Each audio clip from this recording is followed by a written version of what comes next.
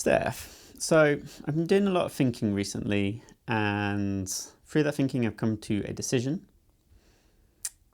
and I think I'm going to buy a new camera.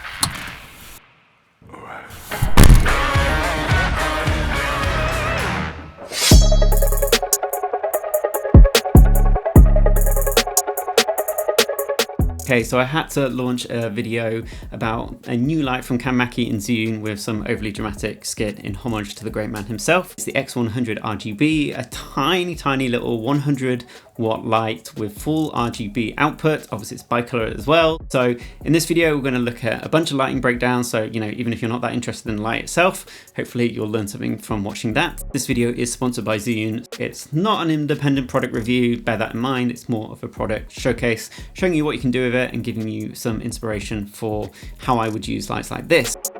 I've used it to light a bunch of scenes that will feature in this video, but I've also taken it out on some professional client work and given it some real world testing as well. So if that sounds good, stick around. What I think makes the X100RGB most interesting is the new range of accessories that are available. So in the package, you get a really nice Fresnel lens with barn doors for better focus and shaping. There's a brand new redesigned mini softbox. This is what we're using up here now. It comes with 2 layers of diffusion, decent diffusion fabric as well, a full grid. There's also a brand new spotlight attachment, which is what I'm using for the edge light on this talking head shot. But also what's really cool is it comes with some really nice little gobo patterns, like, larger spotlights that you would use on larger fixtures. So in that little opening skit, we're using the light with the new modifiers. We're using the softbox to push some soft diffuse light on both mine and Steph's face. And then we're using the second fixture, the spotlight attachment, to provide a bit of an edge light on Steph's face, as you can see here.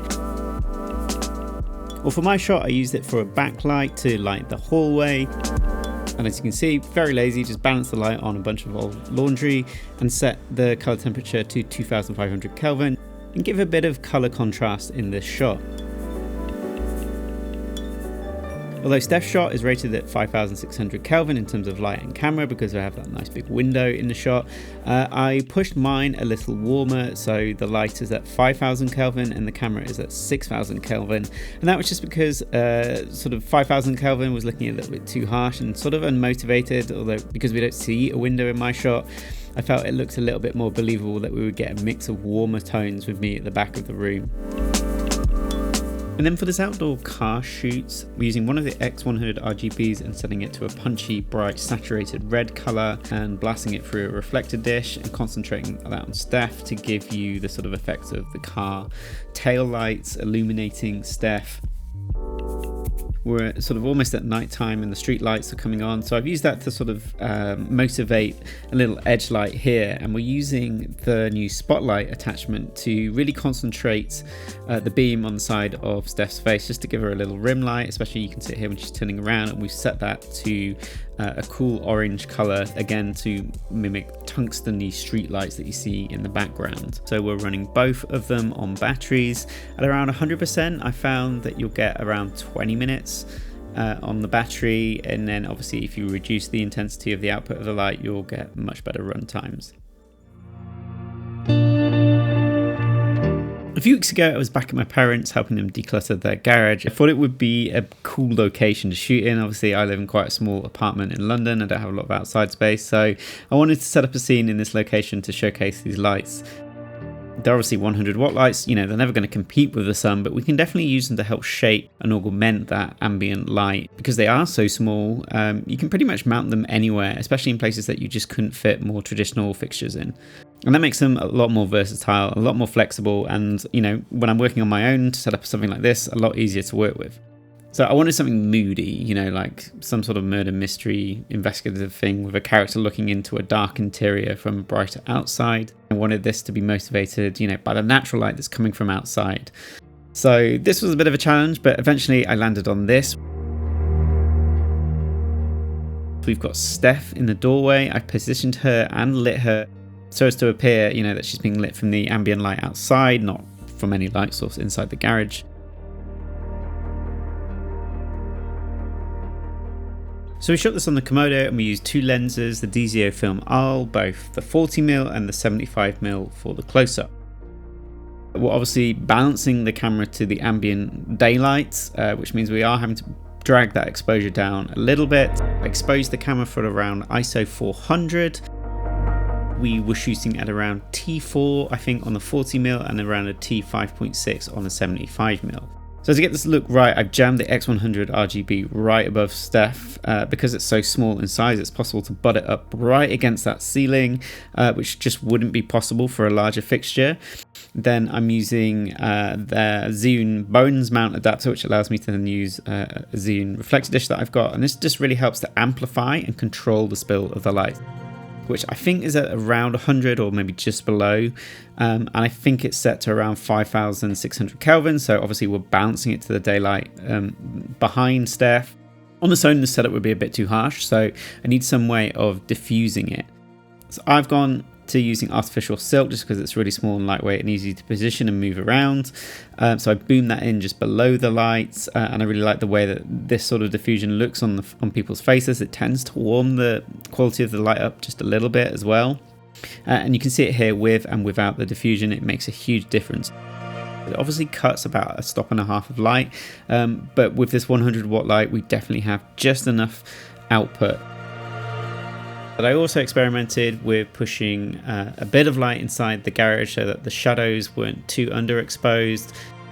So I used another ZHIYUN fixture B500 just to blast a little bit more ambient light into the interior of the garage.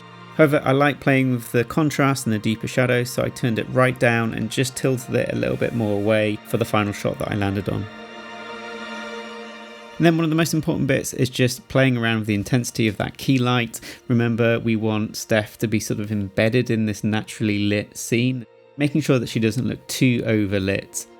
I've then used another X100RGB just as a backlight, and I've not actually used any additional fixtures with this. I've just hidden it behind a wall on a light stand, and I've set this to a much warmer tone. Because I'm not using any modifiers, it's giving a nice warm spread. See here on the close-up, this nice sort of warm glow on the back of Steph's head, on her hair. And then if we go more to the wide shot and this sort of profile shot, it's giving her this nice edge lighting. Which kind of just suggests, you know, this sort of end of day warm sunlight. I think we're shooting at around 5 PM. Ideally, I think I probably would have waited another few hours and just waited for the ambient light intensity just to drop maybe by a stop or so.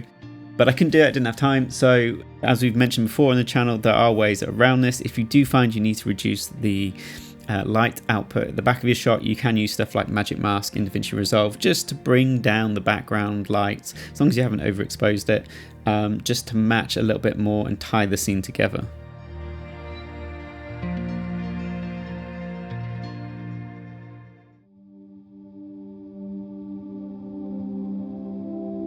What I was most interested to see was whether the X100RGB could be used out on my professional client work. And I was interested to see whether it could replace, you know, a larger fixture that I would typically use as an edge light or hair light or backlight, accent light, something like that. So we had the 600 watt key light maxed out. We were combating bright natural light in the scene, and the X100RGB worked perfectly as a backlight. I think we only had it set to like 10-15% for this shoot. I was using it with a reflector dish. I would recommend, if you're going to use this on professional shoots, just picking up the ZHIYUN Bones mount adapter. It's just a better way, I think, to use this light, and it means that if you have other modifiers, standard modifiers in your kit, it just allows you to use them with this light. The light obviously does have its own mounting points. It's got two here. They're a little bit recessed and they're a little bit awkward sometimes depending on what you have to fit onto them. So I think that Bones mount adapter is the best way to sort of keep control of how you position the light, because it also has a swivel joint on it so you can tilt the light easily up and down. A tendency with small kit like this is just to chuck it in a bag or a box or whatever is available, but I think if you pack it properly and carefully and show it a bit of love, it's more than capable of withstanding the torture of production life. What I really love about these little lights is, you know, they bridge the gap between those much larger, more serious, high output professional fixtures, you know, and little things like this as little Aperture MC. There's not much you can do with these little Aperture MC lights, you know, they don't have any sort of modifiers that you can use with them. You know, at best you're using them as edge lights, accent lights, you know, fill in little details in the backgrounds of your shots. With these, you know, they're not much bigger, but there's so much more you can do with them. Like the fact that I can light a whole talking head for my YouTube setup is incredible. I don't need to rely on my big heavy Godox LED panel, which takes like 20 minutes to build and get out and rig up and position and then do, you know, unpack it and put it away. So, you know, reducing that friction for getting a setup like this is something that I'm really interested in, and that they're punchy enough and that they're easy enough to diffuse and shape. I've used these for a few of my talking heads now. This is probably the setup I would go for, but I've also used the Fresnel lens, bounced it off a wall and diffused it through some artificial silk, and that produced a really lovely soft lighting that I was incredibly impressed with as well. So you don't even have to use the modifiers with them, you can use your own lighting modifiers as well to shape them. And I think if you're a creator who's on the move, traveling, you're at a hotel, and you know, you don't want to cart around larger fixtures, you can chuck these all very easy into a suitcase, into a backpack. There's no real penalty of bringing them along with you. You know, you've got the color output, you've got bicolor, you've got the accessories, you've got the ability to use them in interviews, you can chuck them anywhere, boom them anywhere, balance them anywhere, and they've got enough punch as well. But that's it. Thanks for ZHIYUN for sponsoring this video. Thanks very much for watching. Let me know what you think about these lights down in the comments down below. That's it. Thanks a lot, guys, and I'll see you later. See ya.